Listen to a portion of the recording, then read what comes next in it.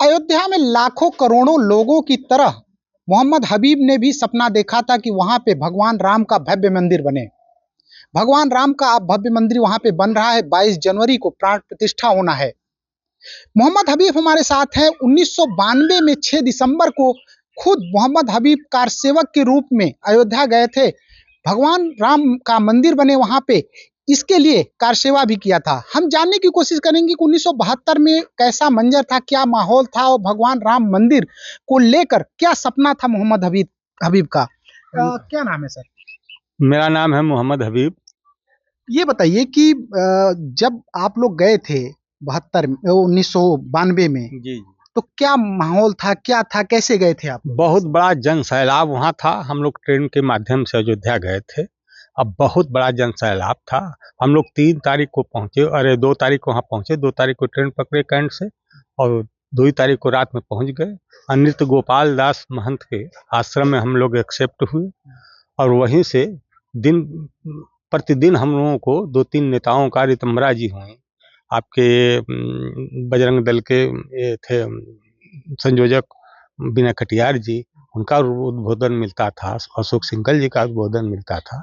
तो हम लोगों को 2-3 दिन ऐसे बीता और 5 दिसंबर को 1992 में हम लोगों को शाम को ये हुआ कि आप लोग सुबह निकल जाइए और वहाँ से थोड़ा थोड़ा बालू सरजू नदी का लेकर के और गंतव्य स्थल तक आप लोग आ जाइए कार सेवा के रूप में, कार सेवकों के रूप में।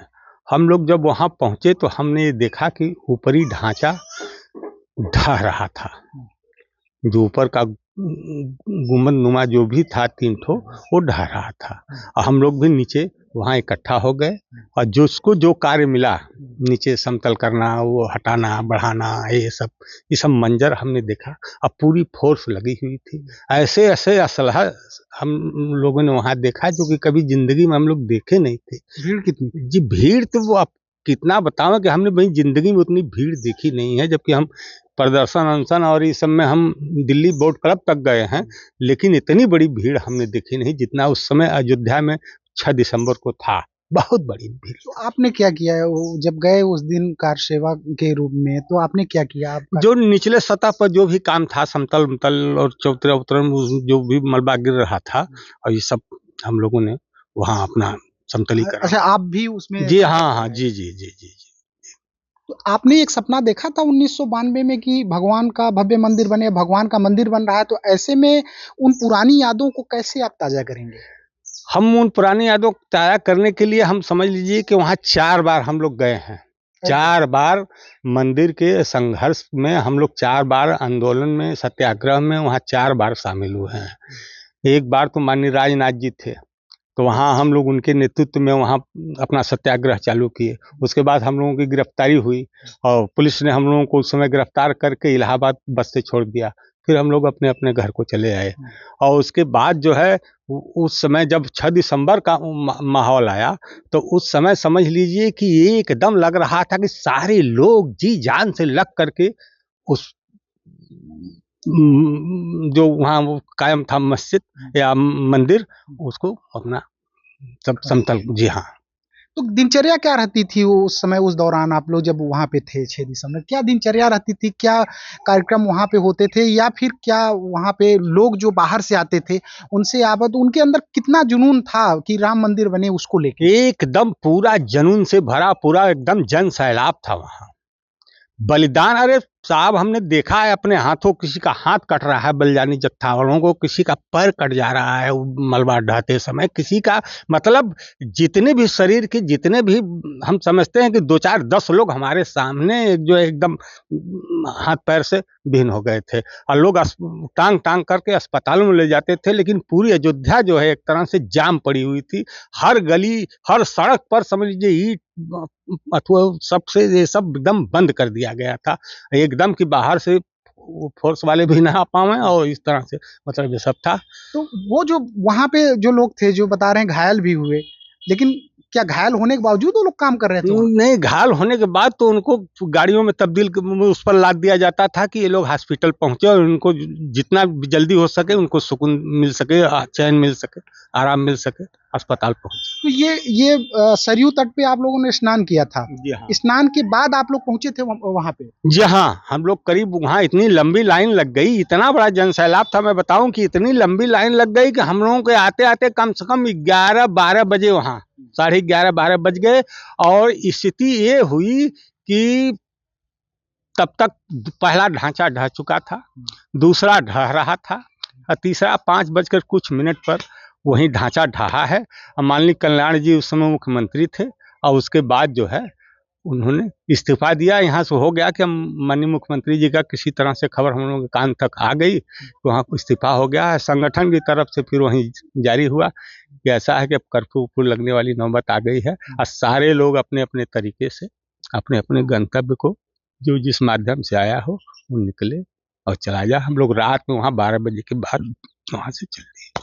तो अब जो राम मंदिर को लेके आपने कार सेवा की थी 1992 में, अब राम मंदिर बन रहा है, क्या कहेंगे?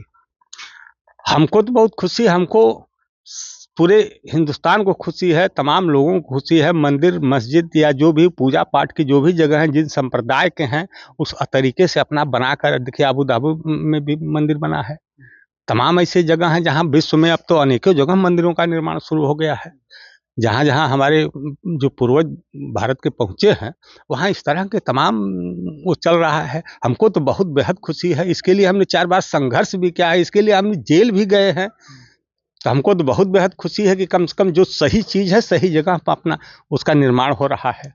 आप मानते हैं कि वो जो हक था वो हिंदुओं का हक था, जैसे दावा करते थे, तो वो मिला उनको?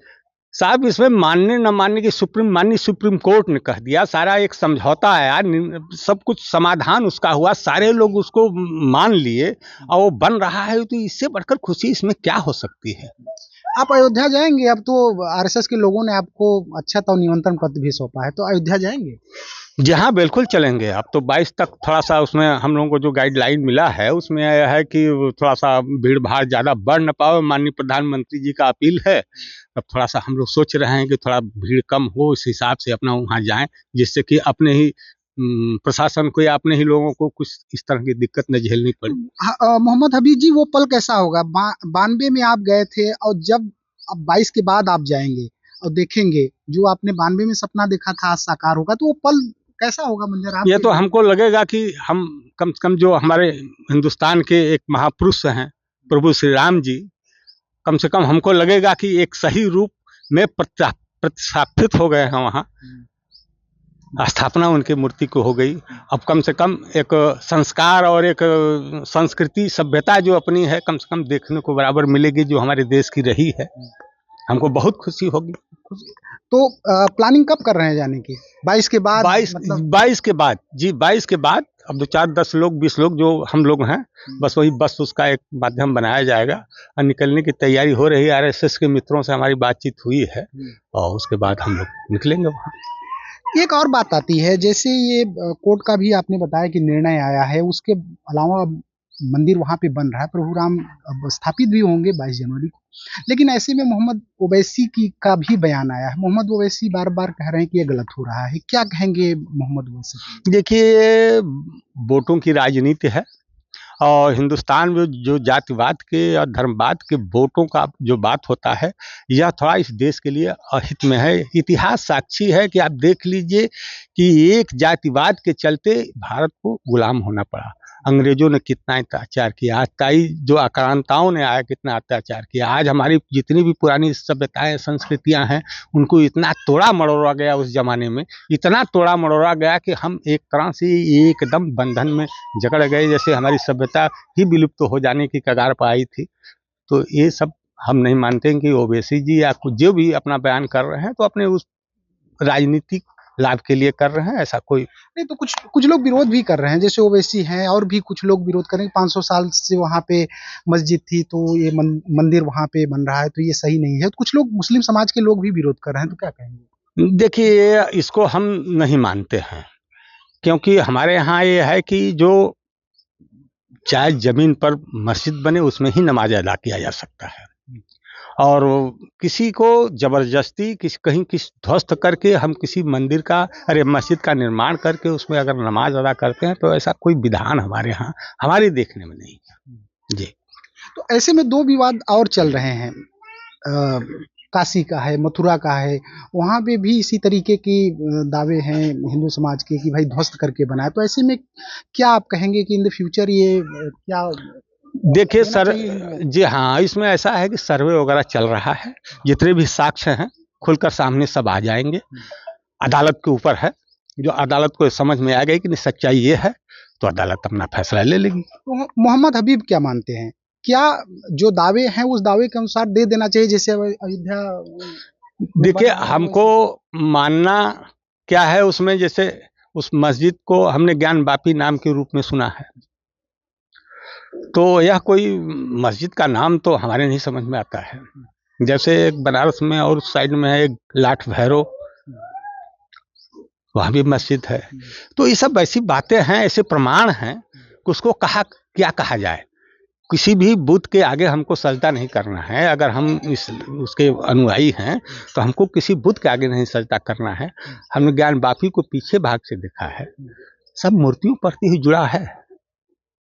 टोटल ज्ञान वापी मूर्तियाँ हैं। जी हाँ, मूर्तियों पर ही तोड़ के पीछे से जो क्या गौरी ये कहा जाता है, देखिए उधर साइड से।